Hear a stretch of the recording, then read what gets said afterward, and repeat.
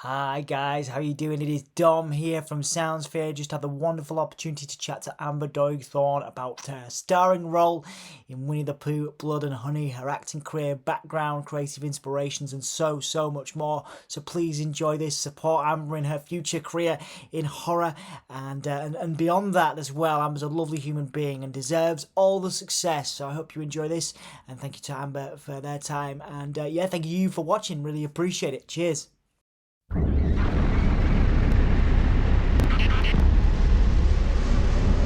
So yeah, Amber, before we talk a little bit about the film stuff, obviously Blood and Honey's got rave reviews from all over the place. It's become a bit of a cult classic. You've got more stuff coming up. But I'm particularly curious. I read in an interview that you said your acting sort of passion came from watching Titanic. But you're not just an actor, you also dance. You also do, obviously, you do the vlogging, the content creation, etc. So aside from that sort of Titanic influence for acting, where does the influence for your performing, I guess, performing in a wider sense come from? So it's really weird because I kind of fell into everything else. Like I always knew that I wanted to be an actress since I watched Titanic when I was a little girl. And I've always had an interest in like presenting and just generally performing, telling jokes, like making people laugh, that type of thing. But I never really thought much would come of it. And then I decided to have like a plan B because I know that the acting career in the industry is just so unstable.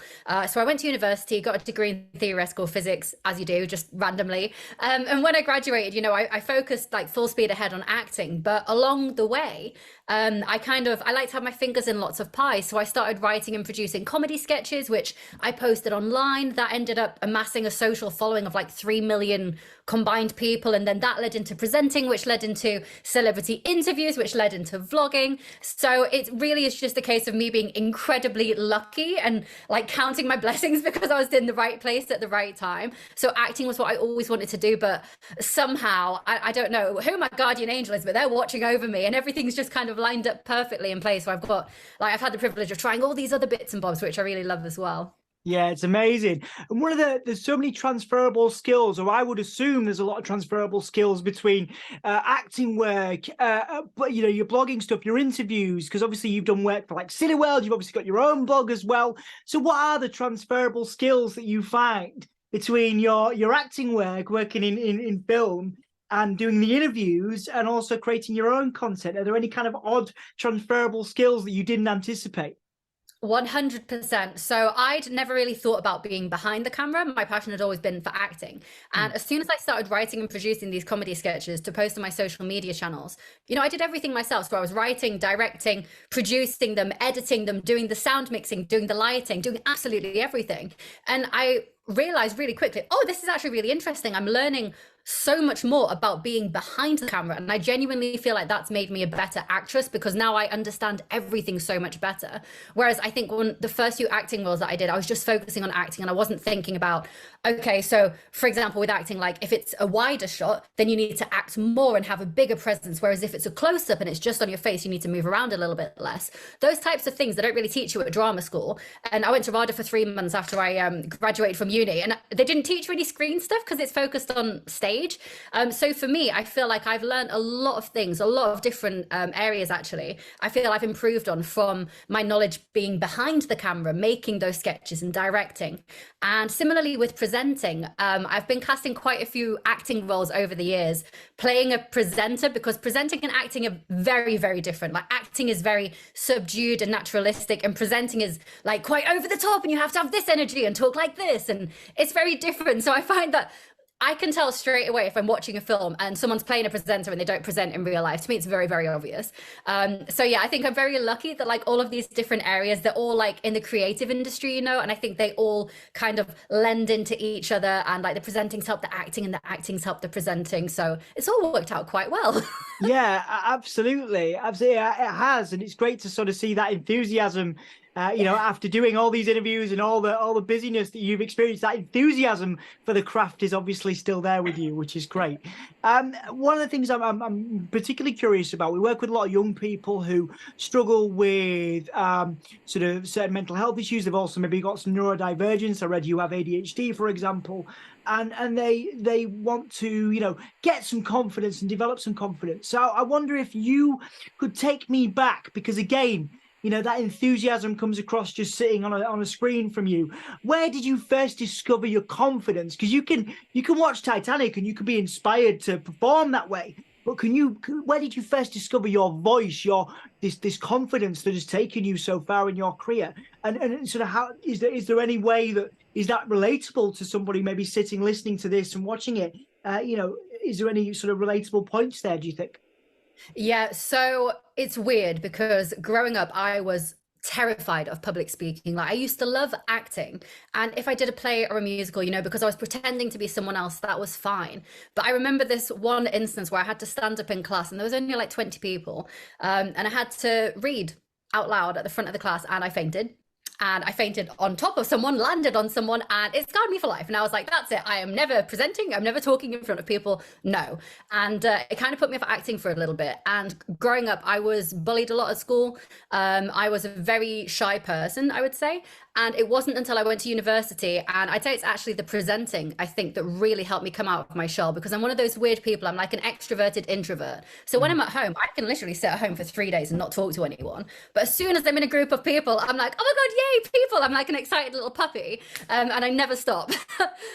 So yeah, I think for me, it was actually presenting and learning to have that bigger persona on camera, and that kind of going hand in hand with the social media stuff, and realizing, okay, I like to make people laugh. These videos where I'm trying to be funny are actually making people laugh. Maybe I'm doing something right. And that kind of boosted my confidence a bit. And I think the presenting started off being not live. And then I remember the first time I had to do a live thing, it was the keynote speech at the first ever VidCon London. And they said, it's probably going to be in front of 1,000 people. And straight away I said, no. I was like, I told my manager at the time, I was like, I don't public speak, and I hadn't gained my confidence by that point. And I was like, I will probably faint or cry or both, and it's not going to be pretty. And my manager was like, well, I've already put you forward, and said yes. So I was like, right. So I was a wreck going up to that event. Oh my God, I was so scared. And then I did it, and it was fine, and nothing went wrong, and people were complimenting me afterwards. And I thought, it's really not that bad. And it kind of gave me this adrenaline boost, and I was like, wow, this whole time, I think, especially with the ADHD thing, I'm such a bad overthinker, and I know a lot of neurodivergents are like that, and I always think worst case scenario, oh my God, what if this happens, what if this happens? And I think doing that keynote speech just made me realize, like, yeah, okay, it's good to prepare for the worst, but a lot of the time that's not going to happen. Just like put yourself out there, go for it. And for me, really pushing myself and doing that as much as I really didn't want to, and I was so angry at my manager at the time for making me do it, afterwards it really changed me. And now I love public speaking, I love being on stage, I love performing. I would honestly say that was like the moment that changed everything for me. And it's, again, so great to hear that.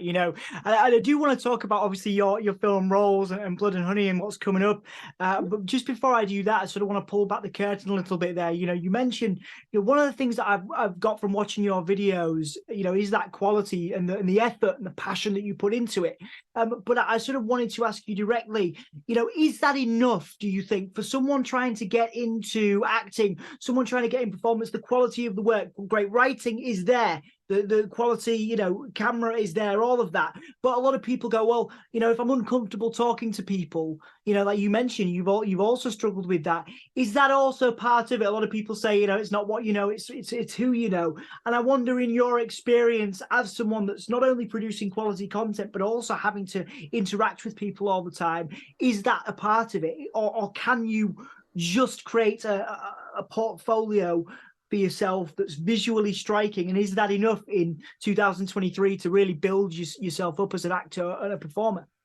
I mean, it's been enough for me. That's how I got to where I am today. So yes, I do think it's a case of any industry nowadays, it is becoming more who you know and not what you know. And for me, that's quite difficult because I didn't do the standard 3 years at drama school. You know, I come from a working class family. I don't come from money. I don't have good connections. So my option was work from the ground up and create my own work to get myself a portfolio and get myself out there, or sit back and wait for the roles to come to me, which when you don't have the connections, you don't have the money, and you haven't been to drama school, it's not going to happen.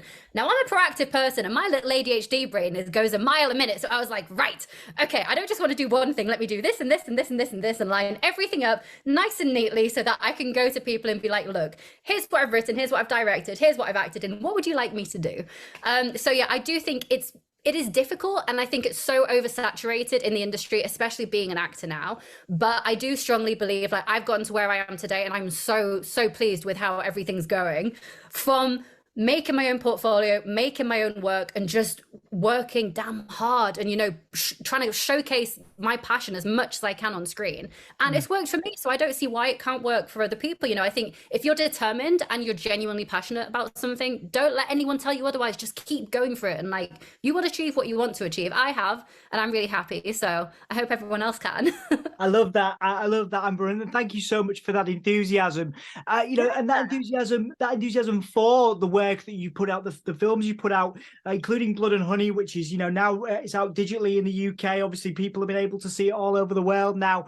I really resonated with your passion, particularly around creating representation for LGBTQ plus in the community, and sort of, you know, being able to do that with your character Alice, but also some lovely moments for you in that film with your boyfriend as well, playing Christopher Robin. I wonder, you know, years down the line, when you have amassed an even bigger portfolio of films, what are some of the special memories from Blood and Honey that you will carry with you? I know you've talked about some of the effects and things, but in terms of personally, what things will you carry with you from that experience that are just really special moments? Again, having the opportunity to create representation for the LGBTQ plus community, and also getting to work with your partner, must have been a lovely experience.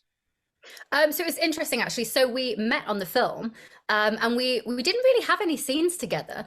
We had like one scene in a reshoot, but on the first shoot we didn't actually have any scenes. But I feel like our characters in the film, Alice and Christopher, are in our opinion, the only two characters that really go on a journey. And I feel like for Christopher, you know, he loses his fiance at the beginning of the film, and then he's captured by Pooh and Piglet, and there's so much going on with him, and he just wants to basically get his revenge for Mary. Whereas for Alice, you know, we see in the trailer that her girlfriend Zoe is killed by Piglet in a swimming pool with a sledgehammer, and Alice is really calm and chilled before that. And as soon as she loses the woman that she loves, you know, she kind of goes on this rampage and completely changes, turns into this like badass woman. And, you know, she just wants retribution. And I think my favorite thing about Alice, of course, as I've already said in many interviews, is the representation. But another thing, it's very, very rare for like victims in a horror film to get revenge on the killers. So spoiler alert, if you haven't watched the film, just because I'm about to say a spoiler. The fact that I get to kill Piglet is very cool. And I grew up obsessed with Winnie the Pooh. You know, I had the books, I had the games, I had the toys. I still have the toys now, although I kind of look at them a bit differently. So I try to push them aside. But for me, it was really special because I loved Winnie the Pooh as a child, but I never thought I'd be able to appreciate those characters again as an adult. And that's what this film has done. You know, it's redefined these childhood characters for an adult setting. And as someone who's obsessed with horror films, you know, I love watching them. And that's why when I became an actor, I knew, yes, I would really enjoy being in horrors. And I'm really lucky because I'd say maybe half the films that I've done are horror. So yeah, I think the fact that I will kind of go down in history being like the only person to ever take down one of these childhood characters is pretty cool. And it was my final day of filming when we filmed the scene where I was tied up by Pooh. He kidnaps me, and then I beat up Piglet, and then Pooh kills me. Spoilers again, sorry. But yeah, that was just an intense day. And I think that day will be forever etched in my memory as one of my all-time favorite filming days, because there was just so much going on. But growing up thinking, oh, I want to be an actor, I never thought I'd kill Piglet and then be killed by Pooh and do all this other wild stuff. It was just so cool. I loved it. I was, when I saw that, I was like, at least you get some comeuppance. That's great. Exactly. And it's awesome. I do know, I've got a few more questions for you, Amber. Thank you again for making the time for me. I wanted to ask you, as someone who's interested in horror, recently we've seen there's been films like The Black Phone and obviously series like You, where there's been this kind of idealization of the villain. And in society, we seem to have this fascination with things we're afraid of or we don't understand. And I would like to ask you, if you weren't at the mercy of Pooh and Piglet here, and you were, kind of watching this as just as a fan, would you experience any empathy? They were left behind, they were stuck. And society, I've seen, people have been talking about how cool it is that Pooh and Piglet have again, different takes and different things, but society tends to be fascinated with these darker characters, and their motivations and their backstories and things like that. And I wonder, are you able to separate yourself and directly? Sorry, I've asked this question twice now. That's my ADHD brain. Would you feel empathy for these characters if you weren't involved?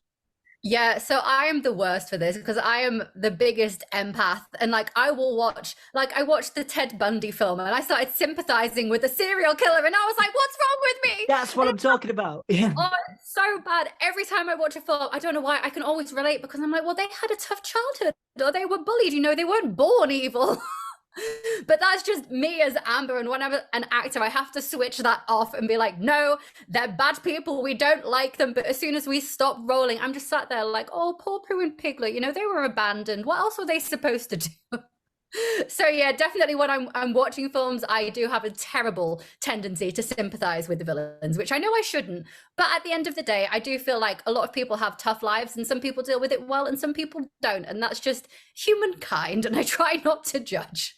Yeah, absolutely. I was like, yeah, if I was a kind of a human animal hybrid and I was left alone, but maybe, I don't know what I'd do because I'm not in that situation. But I was like, I did feel a little bit of empathy until I realized what was happening. You know what I mean? When I looked at the premise for the story, I was like, oh man, that really sucks that they were left. And then of course the murderous rampage, then that empathy sort of dissipated. But yeah, an interesting... maybe I wouldn't go on a murderous rampage. I feel like that's a little bit extreme, but I can understand them being a bit peeved off. I think that's fair. Yeah, absolutely, absolutely. A couple more then to finish up. I know you're very, very busy. What is your message then to the supporters of not only the film, but you've been very vocal in interviews about your parents and family getting behind you, people that have got behind you through your career at the beginning, and obviously as you continue on, what is your message to those that have supported you and will continue to do so?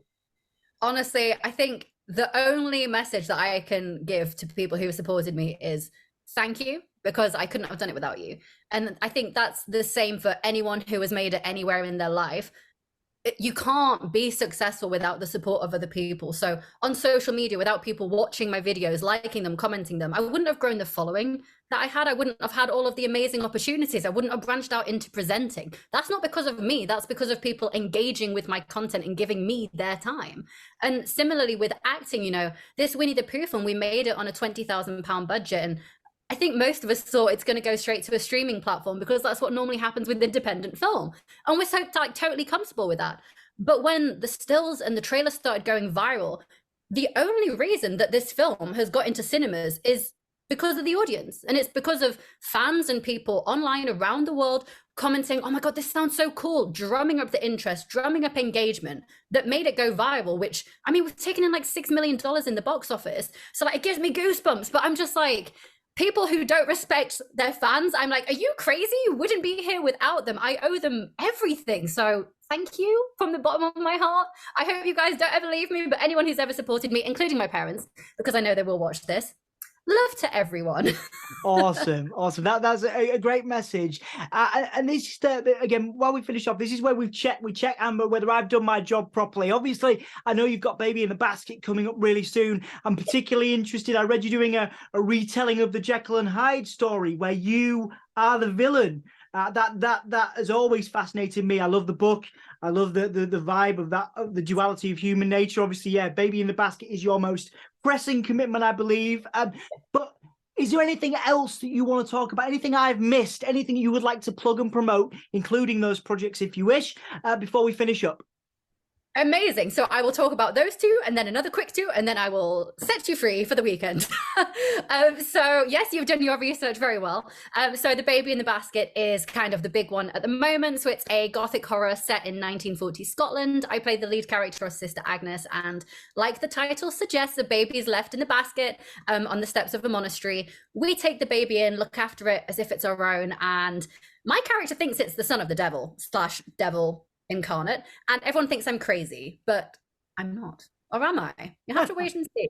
But I reread the script again the other day, and it's so good, and I just know it's going to be like the most challenging role. And like, I don't think I've ever had a project before where I just randomly reread the script for enjoyment instead of working on my character. And the other day I was like, oh, I just fancy rereading. It's just really good. And because it's like horror and there's so many like twists and turns, and I love my character so much because, so this leads me on to Mr. Hyde, the Untold Story.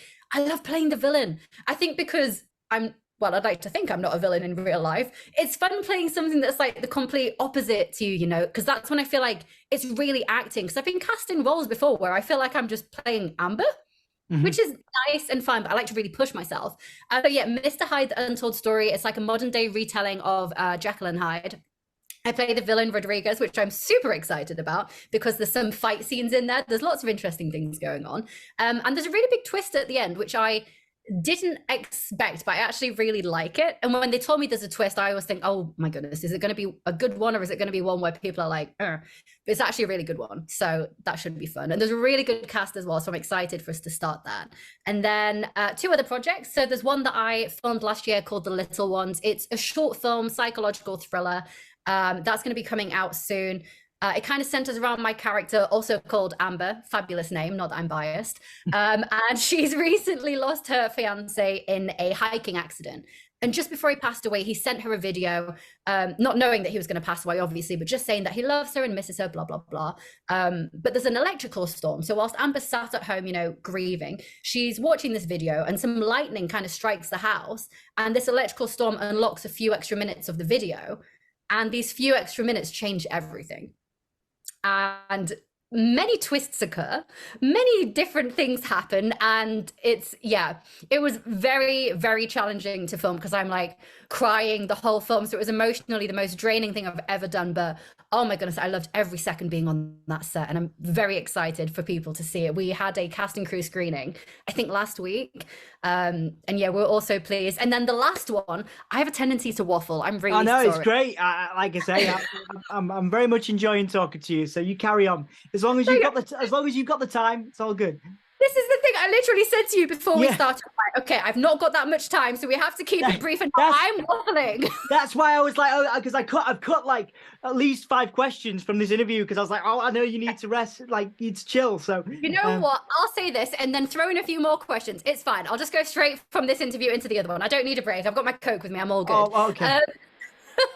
So the final project that I'm really excited for is called Dying Breed, and I'm working on it with my boyfriend who plays Christopher Robin in Winnie the Pooh. We're playing the 2 lead roles. He wrote the script, I edited the script, we're co-producing, and we were recently in Sweden for a film festival called Light Till Dark, and the organizers of the festival arranged a meeting for us with this amazing Swedish production company called, I'm going to butcher this pronunciation, but Film Snickerate. If anyone Swedish is watching, they're going to be like, oh, Amber, at least you tried. I mean, it's the effort. Yeah, it's the effort, Amber, I believe. At least I tried. So the pitch meeting went really well, and they've picked up the film, and now we're hoping to shoot a teaser trailer in Sweden in the next few months, and then the actual film is going to be either in Ireland or Sweden. But it's a Viking film about the end of Slavic paganism. It's about Ukraine's true history, which I think it's so important for this story to be told, especially at the moment. And I'm really hoping when the film comes out, whether it's a straight to DVD, streaming platform, cinema, whatever it is, I am adamant because I'm co-producing. I'm like, take my cut. I don't want it. We need to give something to Ukraine. And I'm doing research into so many charities that are helping refugees. So at least I know when this film comes out, I'm like, some good is going to come out of it. If not, just showing Ukraine's true history and what they went through and the creation of the Rus Kiev Empire, but also how we can actually hopefully make a difference and help people who, you know, are struggling in Ukraine nowadays. So that's why I'm excited for. I'm so excited for you. Again, that passion sort of radiates through the screen, and I wish you every success, Amber. I will squeeze one in. Just before we finish. You've had such a wonderful life experience, such a varied life experience, you know, through your career, and obviously a lot more to come.